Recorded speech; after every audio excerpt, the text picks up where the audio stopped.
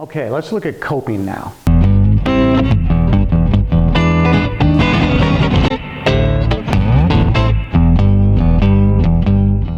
Years ago, what I used to do was I'd take all of my crown whenever I had to cope it, and I'd clamp it down or hold it down against my workbench, and then I'd take my coping saw and I'd reach in here, always starting at the bottom of the crown. Remember, this is the OG, so that's the top. So I'd always start at the bottom because it kind of overlaps the previous piece of crown, and I'd start making my cope cut right there.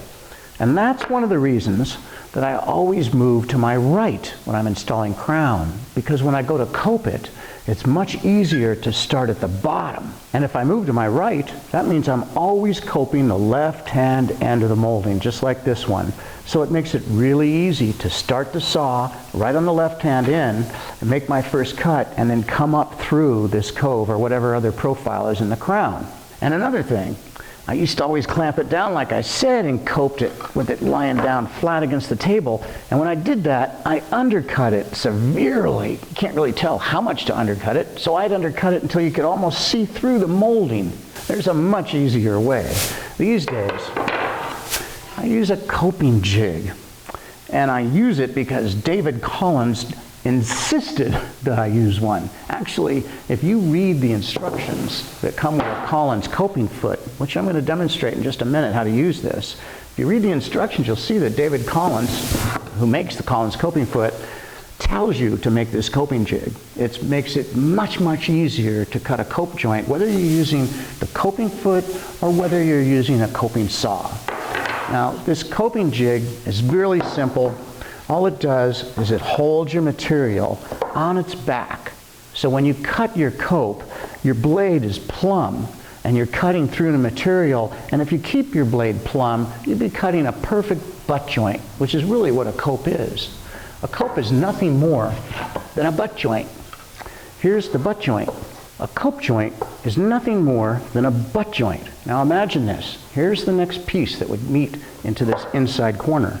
And if we take all of this raw wood and remove it with a coping saw, this piece would go straight down like that, and this profile, once it's coped out, would butt right into the next piece of molding.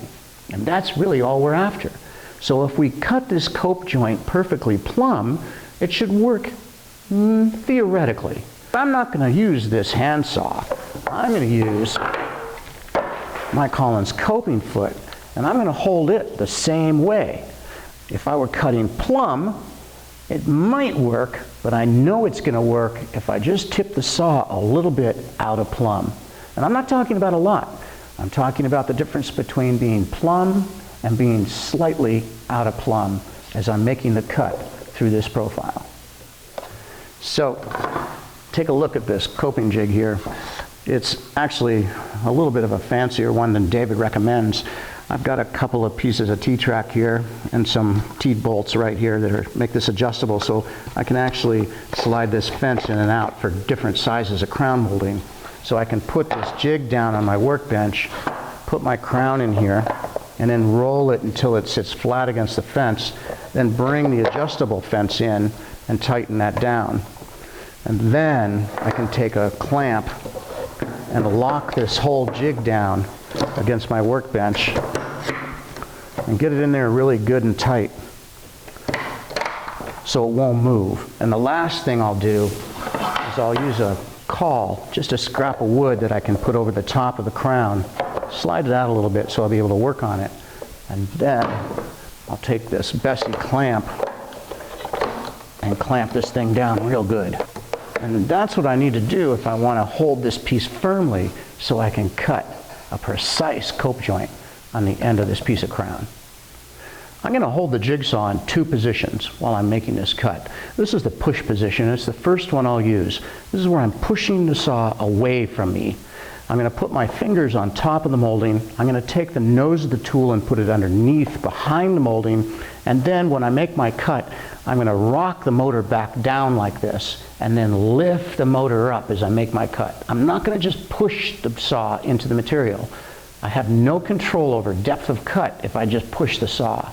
The only way I can really control the depth of cut precisely is if I rock the motor and rock the blade up into the wood.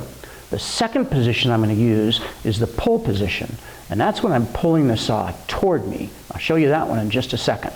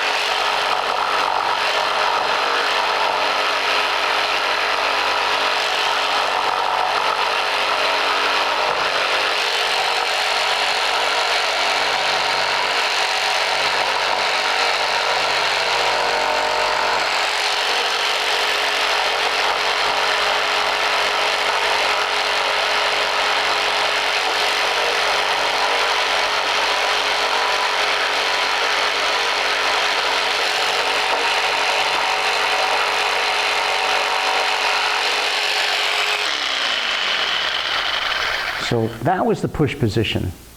And now I'm going to switch the tool into the pull position. That means I'm going to take the tool, instead of holding it cradled in my hand in this direction, I'm going to take my hand and reverse the tool in it and lay it down in my palm of my hand, cradled in this position. So I'm actually pulling the saw. I'm pulling the blade toward me.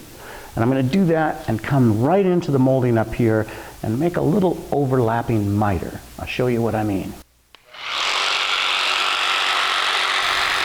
So the first step in this position is to cut the little overlapping miter and stop the saw, then back up and come back in. And come back in anywhere you want to. It doesn't matter where.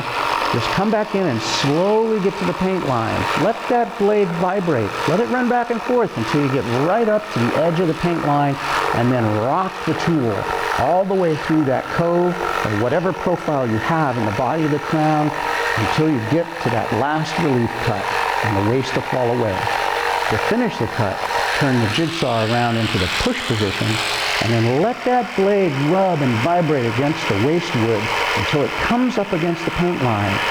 Then start rocking the back of the motor and cut your way right back down the cove till you get to that overlapping miter.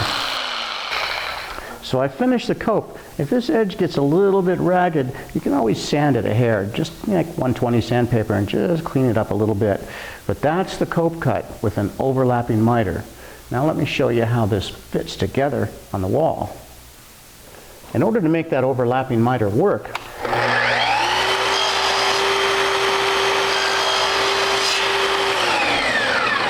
I have to cut a notch in the previous piece at a 45-degree angle and just kind of make a mortise. It doesn't have to be really deep, and don't worry about making it too deep because the cope is going to cover that whole area. So here's that little notch that we just cut at a 45-degree angle, and here's the overlapping miter that we cut into that cope joint. I'm going to take that overlapping miter and drop it into that notch, and then drop the rest of the molding right against the profile, and there's your finished joint, nice and tight. You know, I used to make this little overlapping miter about as thick as the paint. I mean, really, really thin. And the problem with that is, every time you get near a wall, every time you start climbing a ladder, all it has to do is brush against your shirt or something and it snaps off, and all the effort you put into doing that is wasted. That's why I cut them about 1/8 of an inch, a strong 1/16 of an inch thick. And that's why I have to make that notch in the previous piece. Now you can avoid that whole business. In fact, you can cut your cope joints much faster. And David Collins actually gets a little bit upset with me when he finds out that I'm teaching people how to do this little overlapping miter thing, because David believes that if you're good enough to cut cope joints on your inside corners, you want people to know you're coping your inside corners. You don't want people to think that you're mitering your inside corners. But remember, this technique is useful. If you're doing stain grade material, if you're doing a mantelpiece or something and you want all of your material to look like the grain runs right around a corner, this overlapping miter technique is really useful, but you don't have to use it all the time. Instead, you can do this much quicker if you cut a butt cut cope. Let me show you what I mean. I'm going to take this piece back to the saw and I'm going to cut the tip of this off. So I'm going to put the crown back in the saw, swing the saw back to 90 degrees and put the laser right on the short point of the miter as it crosses this fillet on the bottom of the molding. Remember, this is the bottom of the molding because it's upside down. So I want that laser right on the short point, on the edge of that fillet, right there.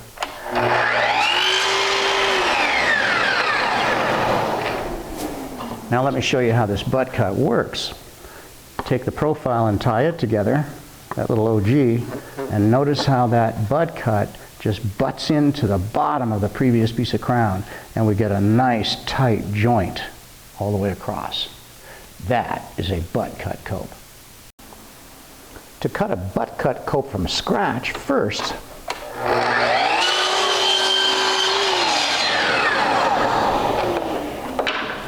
we'll cut an inside corner miter on the left-hand end of this piece, just like we would for any cope cut. But next, we'll take the saw and we'll turn it to 90 degrees and we'll cut off just the tip of this miter, just from the short point of the fillet on the bottom of the crown. Remember, it's upside down. We're just going to cut this off right to the short point and lose this tip.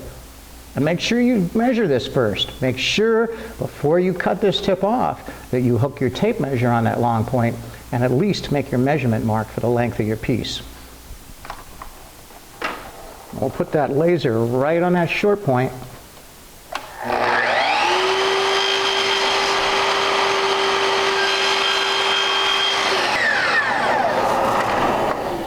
Now let me show you how easy it is to cope a butt cut cope like this one. So I always start the same way, cutting these fillets first, keeping my blade just a little bit out of plumb and cutting right in alongside of each one of the fillets. And then I make relief cuts right into this OG. As many of them as I can. Here I'm going to make 3 of them.